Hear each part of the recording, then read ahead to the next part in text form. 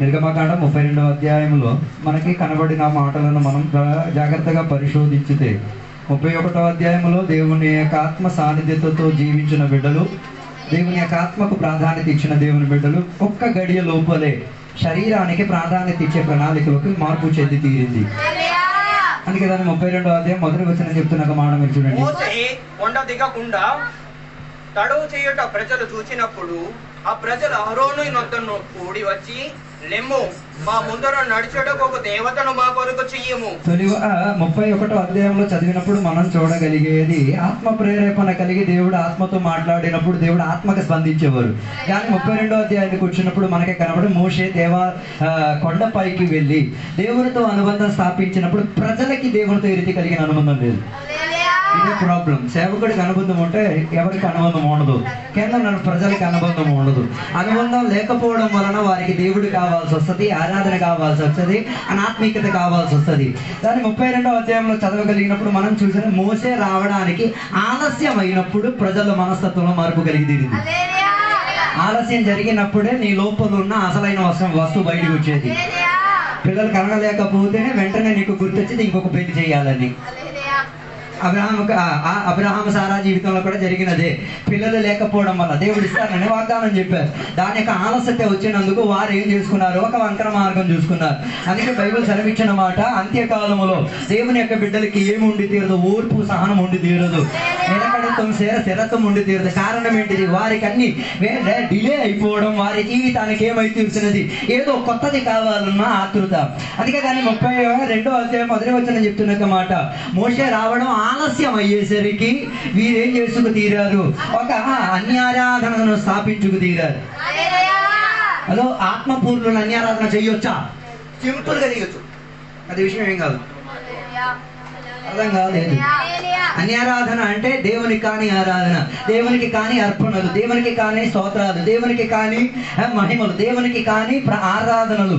అలాగైతే దేవుని బిడ్డలు చెయ్యొచ్చు, అది విషయం ఏం కాదు. చెయ్యకుండా ఉండడానికి మనకి ఆత్మ సంబంధం కావాల్సింది. అందుకే గలాతీ పత్రిక 3వ అధ్యాయం 3వ వచనం చెప్తున్న మాట, ఆత్మపూర్ణులైన గలాతీయులకు పౌలు పిలిచిన మాట, ఓ వెర్రివాళ్ళైన గలాతీయులారా. సూపర్ పిలుపది.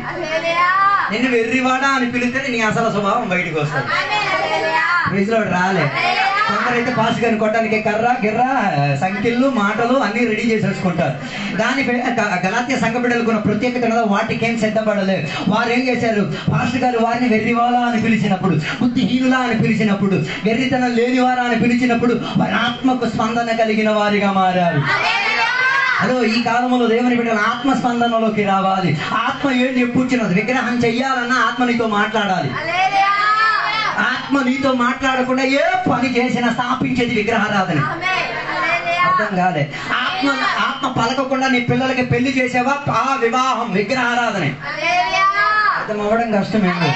ఆత్మ ప్రేరేపణ ఇవ్వకుండా ఏదైనా పని చేసినా నువ్వు స్థాపించేది విగ్రహారాధనే. అందులో విగ్రహము ఉంటది, అందులో ఆరాధన ఉంటది, అందులో ఘనత ఉంటది, కానీ ఆత్మకు చోటు ఉండి తీరదు. అర్థం అవ్వడం కష్టం ఉంటుంది, ఏముండదు. అందుకే దానే గలాతీ పత్రిక 3వ అధ్యాయం 3వ వచనం చెప్తున్న మాట మీరు చూడండి.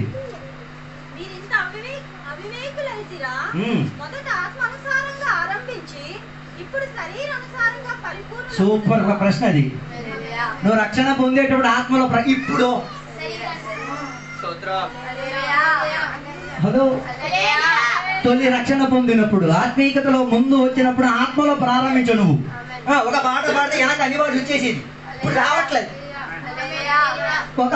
ఒక వాక్యం చెప్పితే ఆరాధన వచ్చేసి ఇప్పుడు రావట్లేదు. అంటే ఏమొచ్చేది? ఆత్మను అణిచివేసేసి శరీరాన్ని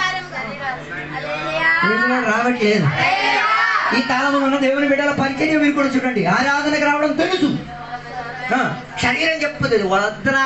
9:30కి వెళ్ళినా ప్రాబ్లం లేదు, అసలు ఆరాధనకి వెళ్ళకపోయినా ప్రాబ్లం లేదు. ఆత్మ స్పందన ఉన్నాడైతే ఏం చేశాడు? ఆరాధనకి వెళ్ళే తీరుతాడు. ఆరాధనకు ఒకవేళ వెళ్ళకపోతే క్షమాపణ అడిగి తీరుతాడు, దేవునికి అడుగుతాడు, సంఘానికి అడుగుతాడు. ఆయన బహానాలు అక్కడ పనిచే ఆత్మకు స్పందన కలిగిన వారి ఆత్మకు చోటిచ్చి తీరుతాడు. వేదన కలిగిన మాట. ఈ కాలంలో ఆత్మ చాలా మంది జీవితాలు ఏమైంది? మౌనం పాటేసింది. కారణం ఏంటో తెలుసా? శరీరానికి ఆశలు బయటకు అందుకే కదా దాని 5వ అధ్యాయము 17, 17, 18 వచనాలు చదివితే మనకు కనబడిన ఒక మాట పెడుతున్నాడు. శరీరము ఆత్మకును ఆత్మ శరీరమునకును విరోధముగా అపేక్షించెను. హలో, రెండు శత్రువులు, ఒకటి ఆత్మ, రెండోది శరీరం. ఈ రెండు కూడా ఒకే మనిషిలో పనిచేస్తుంది. అర్థం కావడం కష్టం అనుకుంటా. శరీరం, ఆత్మ, దేనికి మనం అవకాశం ఇస్తున్నాం?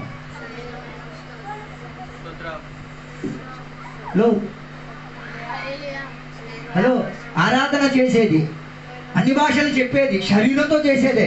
దానిని ఆత్మలోకి ఏం చేయాలి? మనం నెట్టాలి, తీసుకెళ్ళాలి, అప్పగించాలి. హలో, తొలి నీకు ఆత్మశక్తి లేనప్పుడు, తొలి నీకు అన్య భాష లేనప్పుడు ఆయన నీ లోపల ఏమి ఇచ్చారు? ఆ వరాన్ని ఇచ్చారు. దానిని నీవేం చేసుకు తీరాలి? పెంచి పెద్ద చేసుకు తీరాలి. ఆత్మ కలిగిన వాడు ఆత్మకు స్పందిస్తాడు. ఆత్మ కలిగిన సేవకుడు సువార్తకు వెళ్దామంటే స్పందన ఉన్నోడు వస్తాడు, ఎదిరిస్తాడు. దాని అర్థం నువ్వు రాలేదు, సొగబడి పోతున్నావు కదా. నేను చెప్పే సొగబడి పడడం కాదు, నువ్వు శరీరానికి చోటిస్తున్నావు, శరీర క్రియలకు అవకాశం ఇస్తున్నావు. సెలవు తీసుకోవడానికి నీ శరీరం ఒప్పట్లే, ఒప్పదు కూడా, ఒప్పించాలి. ఆత్మ కలిగిన ప్రేరేపణ కలిగిన సేవకుడు ఒక వివాహ సంబంధం గురించి చెప్పు, నువ్వు నెట్టేస్తున్నావు. రావడం ఆత్మ సంబంధం కలిగి దేవుని యొక్క సేవకుడు ఒక సలహా చెప్తే దానిని నెట్టేస్తున్నాం. నెట్టేస్తే భాష కలిగి పెద్ద వేదన లేదు. దుఃఖపడేది పరిశుద్ధాత్మ దేవుడే, గాయపడేది పరిశుద్ధాత్మ దేవుడే, కార్యం జరగకుండా ఉండేది.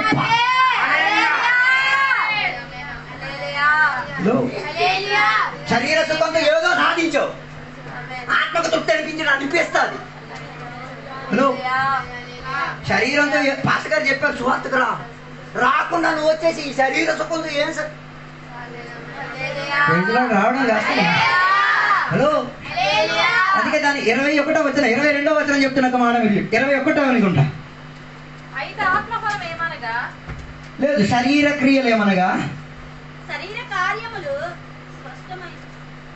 ఒక్క నిమిషం. 19వ వచనమే, 18 మొత్తం చదవలేదు. మీరు ఆత్మ చేత నడిపింపబడిన ఎడల ధర్మశాస్త్రమునకు లోనైన వారు కారు. శరీర కార్యములు స్పష్టమై ఉన్నవి. ఆత్మశక్తికి లోబడిన వాడు దేనికి? ధర్మశాస్త్రానికి ఏం చేయడు? లోబడి ఉన్నాడు. ఈ కాలంలో 90% దేవుడు ధర్మశాస్త్రం పట్టేది. ఇది తినకూడదు, ఎందుకు తినకూడదో తెలియదు, అది ఎప్పుడు కొట్టి వేసాడో తెలియదు. ఇది తినకూడదట, రావట్లేదు. ఇప్పుడు కూడా కొందరు పట్టి వాదించారు, నువ్వు తినలేకపోతే తినలేదు, తిన్నోడు తిన్నాయి, తిన్నోడు రాలే. ఆ వ్యవస్థ ఏమైతే కొట్టి వేయబడింది. కొందరు దేవుని బిడ్డలు ఏం చేస్తారు, వారి పూర్వీకులు రక్షణ పొందలేదని చెప్పి ఈ ఆళ్ళ పేరు మీద రక్షణ పొందేస్తున్నాడు. ఈ ఆళ్ళ పేరు మీద ప్రార్థనలు అర్చన చేసేస్తున్నాడు. ఈ ఆళ్ళ పేరు మీద కూడా బాధ్యతలు కూడా చేసే చరిత్రలు ఉన్నాయి బైబిల్లో. కారణం ఏంటిది? వాళ్ళు దేవుడికి నమ్మలేదు, వాళ్ళ దేవుడి కొరకు ఏమి చేయలేదు, ఈడు చేసేద్దాం. జరిగే పని లేదు. హలో, ధర్మశాస్త్రానికి అధిక ప్రాధాన్యత ఇవ్వడానికి అక్కర్లేదు. కారణం ఏంటో తెలుసా? ధర్మశాస్త్రానికి మునుపుగా ఉన్న యేసయ్య వచ్చేసాడు కాబట్టి, ఆయన వచ్చాడు కాబట్టి ఇక మనం ఏం అక్కర్లేదు. పండగలు పాటింపులు ఏం చెయ్యక్కర్లేదు. అవన్నీ నేడే, అసలైనది క్రీస్తే. అందుకే ఆత్మ కలిగిన వాడు క్రీస్తుకు చోటిచ్చి తీరుతాడు, క్రీస్తుకు దాటిచ్చి తీరుతాడు. క్రీస్తు ఏం చెప్పుచున్నాడో దాని యొక్క హలో. అందుకే ఈ కాలంలో అనేక మంది నీ బైబిల్ ఎలా చెప్తున్నది కదా, నీకు ఇందులో ఎక్కడ చెప్పాలి, అది ఎందుకు చెప్పారు, ఎప్పుడు చెప్పారు, ఎలా చెప్పారు, అది ఎప్పటి వరకు వర్తించింది. ధర్మశాస్త్ర యుగం ఎప్పుడు అయిపోయింది, యేసయ్య ఎప్పుడు భూమిలోకి వచ్చేసారో ధర్మశాస్త్రం ముగించేసి ఏమై తీరింది? కృప వెంబడి కృప వ్యారంభించి తీరింది. అదే కృప వెంబడి కృప నీకు ఇచ్చిన దేనికో తెలుసా? ఆత్మలో ఉండి తీరడానికి, ఆత్మ సహవాసంలో ఉండి తీరడానికి. అందుకే పాస్టర్ గారి పని చాలా కష్టం. ఎందుకో తెలుసా? విశ్వాసం 7 రోజులు శరీర సుఖాన్ని కోరి 7వ రోజు ఆత్మ సుఖం కోరి వచ్చేసి నటించేసి వచ్చి కూర్చుంటున్నారు. వారికి పాస్టర్ గారు ఎంతసేపు చెప్పి 3 గంటలు 4 గంటలు చెప్పిన ఆ శరీర సుఖం ఎక్కడ నా డాన్స్ నువ్వు వాడు చేయదా బాబు, నీ పని నువ్వు చేసుకో, నా పని నేను చేస్తున్నాను. హలో, అందుకే అక్కడ చెప్పిన ఒక మాట, దానికి 19వ వచనం చెప్తున్న ఒక మాట మీరు చూడండి. శరీరం నీకున్న క్రియలు ఏంటో మీరు బాగా వినండి. శరీర కార్యములు స్పష్టమై ఉన్నవి. ఏమనగా జారత్వము, అపవిత్రత. ఇది పవిత్రతకి చోటు ఇవ్వడు. జారత్వం ఏ విషయ జారుడే. నువ్వు జారుతున్నావు, దాని అర్థం ఏంటి? పేదర కాలేదని అర్థం. ఆరాధనకి జారుతున్నావు, ఆత్మీయతకు జారుతున్నావు, పాటలకు జారుతున్నావు, అభిషేకానికి జారుతున్నావు, సువార్త. దాని అర్థం శరీర సుఖంతో జీవిస్తున్నావు అని. రెండోది చెప్పిన ఒక మాట, పరిశుద్ధం కలిగిన వాటికి ఏడు చెయ్యొచ్చాడు. పరిశుద్ధమైన వాటి ఏటికి కూడా వాడు ఏం చేయడు. పాలు పంపు ఉండదు. అది వివాహం అపవిత్రత, అది ఆలోచన అపవిత్రమే, అది జీవిత విధానం అపవిత్ర. హలో హలో, వయసులో రాలేదు. అన్ని అపవిత్రత చెందేదే. తిన్న ఆహారం కూడా. ఆహారానికి నిషేధం ఉందా? ఉంది. కొన్ని విషయాలు నిషేధం ఉంది. రక్తం తినకూడదు అంటే తినకూడదు, తోలు తినకూడదు అంటే తినకూడదు. మన హోటల్కి వెళ్ళి తినేటప్పుడు వాడు తోలేగా పెట్టేది. అప్పుడు హోటల్ పుట్టికి పెట్టిగా మనసు ఏమై తీరదు, ఆలోచన కలిగి తీరదు. రావడం కష్టం. హలో, అపవిత్రతకు ఏమి ఇచ్చి తీరడు, చోటిచ్చి తీరడు.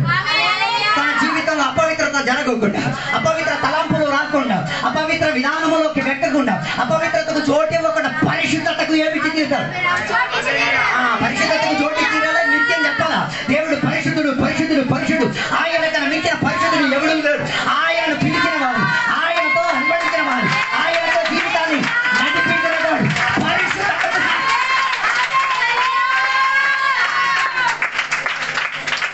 అది పరిశుద్ధతకు సాక్ష్యం ఇచ్చి తీరుతాడు. అందుకే కదా పౌలు గారు వెళ్ళినప్పుడు దురాత్మ పట్టిన ఈయన అత్యున్నత దేవుని యొక్క సేవకుడు, ఆయనలో పరిశుద్ధత ఉంది కాబట్టి అపవిత్రత చెందిన దురాత్మ పరిశుద్ధతను పోల్చింది. ఏమర్థమైంది? దురాత్మ నీలో ఉన్న పరిశుద్ధతను పోల్చి తీరుతుంది. శరీర సుఖంలో ఉంటే దురాత్మ పోలదు. హలో, శరీర సుఖాన్ని ఇచ్చేస్తే, శరీర సుఖాన్ని ప్రకటించేసుకొని జారిపోతుంటే దురాత్మ పోల్చదు. దురాత్మ కావాలంటే ఇంకా వాళ్తుంది. రెండోది, మూడోది చెప్తున్న మాట. మూడోది కామకత్వం. 4 ప్రైజ్లాడు ఎక్కడే చెప్పాలి.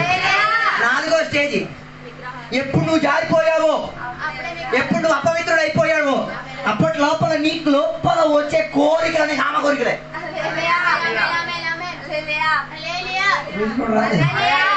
కామ కోరికలు వచ్చేసిందనుకో ఆటోమేటిక్ స్థాపన అయిపోయింది. ఏడి విగ్రహారాధన. తర్వాత సోసరి, మాటతంత్ర విద్యలు. తర్వాత ప్రజలు రాలే. పాస్టర్ గారు చెప్తే ద్వేషించేస్తారు, విశ్వాసి చెప్తే ద్వేషించారు, తోటి సంగతుడు చెప్తే ద్వేషించు. అందరి మరి ఊడి చెప్తే నువ్వు ఎంత. తర్వాత ఎక్కడికెళ్ళినా ఏదో ఒక ఆత్మ ప్రేరేపణతో చెప్పినప్పుడు నువ్వు ఏంటి కళ. ఈ కలహానికి మన ప్రత్యేకత. ఆత్మపూర్ణత కలిగిన ఒక సలహా చెప్తాడు. 1వ తారీఖు భోజనం పెడతాడు, ఈడంటాడు కూర పెట్టాలా, ఆడంటాడు మాంసం పెట్టాలి. ఏదో ఒకటి పెట్టచ్చుగా. ఆడ మాంసం పెట్టాలా, ఏదో ఆడు మాంసం చూడాలా. ఆ మాంసం పెట్టించడానికి ఏమేమి పెడతాడు. నీకు అంత కోరుకుంటే నువ్వే వండుకొని పెట్టుకో, తీరిపోయే సమస్య. ఈ కాలంలో కొత్త ట్రెండ్ మొదలైంది, ఎవరికి మంచి జరగకూడదు. ఎవరింట్లో ఏదైనా మంచి జరిగితే ఏదో ఒక పిన్ని సెట్ చేసి శరీర క్రియది. అర్థం కాలేదు. కొందరు సంఘాలే కలహాలు చేసేది, కొందరు కుటుంబాలనే కలహాలు చేసేది, కొందరు ఏం చేసేది వ్యక్తులనే కలహపరిచేది. హలో, కలహం మనకి ఉన్న ఉచితమైనది కాదు, అది శరీర సుఖం. హలో, కలహం, కలపడం, వాక్యం కలిపి చెప్పడం, అది కూడా కలహాత్మే. రావట్లేదు. తర్వాత చెప్పిన మాట మీద చూడండి. ఓ పోటీ, శరీర సుఖం. హల్లెలూయా. రావట్లేదు, రాకపోయినా పర్వాలేదు. దేవునికి స్తోత్రం. హలో హలో హలో ఏంటిది? మత్సరం. నేను చెప్పక్కర్లేదు. తర్వాత ఓ చెప్పక్కర్లేదు, తెలిసిన విషయాలే. తర్వాత ఒకరొకరితో కక్షలు పెట్టాం. తర్వాత ఓ ప్రైజ్లో చెప్పలేదు. తర్వాత వివాదములు, విమత. తర్వాత ఓ అసూయ. తర్వాత మత్తత, డ్రంకన్నెస్. దేనిలో మత్తుడు? శారీరక సుఖంలో మత్తుడు. ఆత్మలో మత్తుడు కాబట్టి ఇంకేదేంట్లో మత్తుడే. తర్వాత వెరీ గుడ్. ఇదే అందరికి కావాలి. ఇక్కడ వీటి మార్చాము అనుకోండి, మీ డాన్సులు అన్ని చూడొచ్చు. కొందరు దేవుని పెట్టే వీడు ఎక్కడికెళ్తా నల్లరకూడిన దగ్గరికి వెళ్ళి నెలకు సిగ్గనిపించట్లే. దేవుని పెట్టే పేరు కొట్టేసుకో. ఎలా ఉండగలుగుతున్నాం? ఎలా నీ ఆత్మకి నేను ఉండనిస్తాను? అల్లరితో కూడిన దానికి విజులు ఒకటి. చర్చలేడు విజులు కొట్టు. ఆరాధన చేసిన ఆత్మశక్తిని విజులు కొట్టాడు. ఆత్మ ప్రేరేపణించిన నాట్యం చేయుడు. హలో, మ్యూజిక్ ఇండస్ట్రీ ఎంత మాత్రంలో అధపతించిందో తెలుసుకోవాలంటే ఆట పాట చూడండి. హలో, రైతులు చెప్పలే. ఏ దేవుని పాట 3 మిలియన్ 4 పెట్టిన మిలియన్ కొట్టేది ఎక్కడ కనిపిస్తుందా? నువ్వు అంటావా అంటావా అంట, దానికి మిలియన్లే. దేవుని పెట్టి కూడా కాలర్ట్యూనే. ఏం దేవుని పెట్టదు నువ్వు? నీ కాలర్ట్యూ చెప్తుంది. నువ్వు శరీరానికి సుఖం పెట్టేవాళ్ళు. కొందరు ఫోన్ చేస్తే విరక్తి పడుతుంది. కారణం ఏంటంటే కాలర్ట్యూనే కరెక్ట్ కాదు. చెరుకు తెలియదు. కారణం ఏంటంటే కాలర్ట్యూన్ కరెక్ట్ కాదు. అది మమ్మల్ని ఓపడానికి ప్రయత్నం చేస్తుంది. హలో, అల్లరితో ఆడిన ఆట పాట ఏం చేయదు, నీకు ఆత్మీయ సుఖం తెచ్చి పెట్టదు. అందుకే కదా విగ్రహాన్ని స్థాపించినప్పుడు వాళ్ళ అలంకారాలు మొత్తం. నాకు అదే ఆశ్చర్యం కదా. అన్యాయాదరణ చేయడానికి శరీరం సుఖం, ఆరాధన చేయడానికి శరీరం సుఖం లేదు. దేవుని కృప బట్టి ఆత్మపూర్ణ కలిగిన స్థలం దొరికింది. కట్టేసారు. అది పూర్తి పరచడానికి శరీరం సుఖం ఇవ్వట్లేదు. రాదు. ఆత్మ ప్రేరేపణ కలిగిన వాడికి అంతవరకు కట్టించాలనుకున్న సాక్ష్యం ఉంది కూడా సంఘానికి ఏం జరగట్లేదు. అది నెరవేర్చాలి. హలో, కూడిసు కట్టైనా నెరవేర్చాలన్నా ఆత్మ ప్రేరేపణ లేదు. ఏ కట్టాలని నేను అనట్లే, బంగారంతో కట్టాలి. ఊడిసే. హలో హలో హలో హలో, అదే చెప్పండి. పెద్ద డీజే ప్రోగ్రామ్ పెడతాను, పొల్లు పడిపోతాయి. కావాలంటే పెప్సీల పేరు కూడా కొడతాను. హలో, ప్రజలు రాలే. ఆరాధనకి ఇవ్వలేదు అనుకో, అన్యారాధనకు నువ్వు ఇచ్చేసావు అన్నట్టు. అర్థం కాలే. ఆరాధనకి నీ శరీరం ఇవ్వలేదు అనుకో, అన్యారాధన నీలో తాండవం ఆడుతుంది. అర్థమైతే మంచిది, అర్థమైతే కూడా మంచిది. అల్లరితో కూడిన. హలో, మనం అలాంటి ఎంటర్టైన్మెంట్ ఇక్కడ లేదు. పిల్లలకి డాన్స్ చేయడం చాలా ఇష్టం, ఇంటి కూడా చేసుకో. బైబిల్ చదవాలి వచ్చేసి ఏం లేదు. దేవుని సంఘానికి ఒక క్రమావళి ఉంది. నీ డాన్స్ నాట్యము నీ వస్త్రధారణ చూడడానికి కాదు. హలో, ఈ కాలంలో మహాసభలు మీరు చూడండి ఏం అవుతున్నది. మొత్తం ఈ ప్రోగ్రాంలే అల్లరి ఆట పాట. హలో, అది మనకేమిచ్చి తీరదు, ఆత్మలో సుఖమేమదు. దానికి వాదించే ఒక వాక్యం దావీదు వలనే. బాబు ఆ అధ్యాయం ఇంటికే చదవండి. ఆ డాన్స్ చెయ్యక మునిపే సత్యాను. ఏ మందాసం ముందు డాన్స్ చేశాడు, ఆ మందాసం ఇంటికి తీసుకురాలేకపోయాడు, ఊరికి తీసుకురాలేకపోయాడు. మందాసం ఇంకెవరు కాదు, యేసుక్రీస్తే. అంటే దాని అర్థం ఈ డాన్స్ వల్ల ఏసే లోనికి రాలేకపోయాడు. ఈ డాన్స్ వలన దేవుని ఘనత ఊరికి రాలేకపోయింది. ఎంత శరీర సుఖం చూడండి. హలో, తర్వాత అల్లరితో కూడిన ఆటపాటలు మొదలైనవి వీటిని గూర్చి నేను మునుపు చెప్పిన ప్రకారము ఇట్టి వాటిని చేయువారు దేవుని రాజ్యమును స్వతంత్రించుకొనరని స్పష్టముగా చెప్పుచున్నాను. ఇట్టి వాటిని చెయ్యువాడు, ఆశించిన వాడు దేవుని రాజ్యాన్ని స్వతంత్రించుకొనరు. హలో నాతో ఉన్నారో లేదో నాకు తెలియదు. అంటే మీరు నాకు అడుగుతారు అయితే రక్షణ పోయిందా? పోలేదు. పోవడానికి కూడా ఛాన్స్లో రెడీగా ఉన్నాం. అర్థం కాలేదు. రక్షణ పోగొట్టుకోవడానికి ఉన్న అన్ని రెడీ చేసుకొని నిలబడి ఉన్నాం. ప్రజలు రావట్లేదు. నాతో ఉన్నారో లేదో నాకు తెలియదు. ఇదే శరీర సుఖం. దాని ఆత్మసుఖం చెప్పినది చెప్పి ఆత్మలో ఉన్న ఫలం ఏమనగా సంతోషం. ఏం పాడినా సంతోషం, ఏం చేసినా సంతోషం. తర్వాత దయాలత్వం, మంచితనం, విశ్వాసం. Oh load.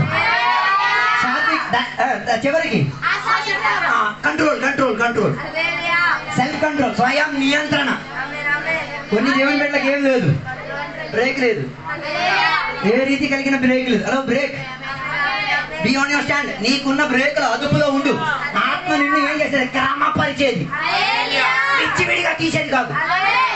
గడ్డం గీయాలన్న ఆత్మ చెప్పాలి, బట్టలు ధరించాలన్నా కూడా ఆత్మ చెప్పాలి.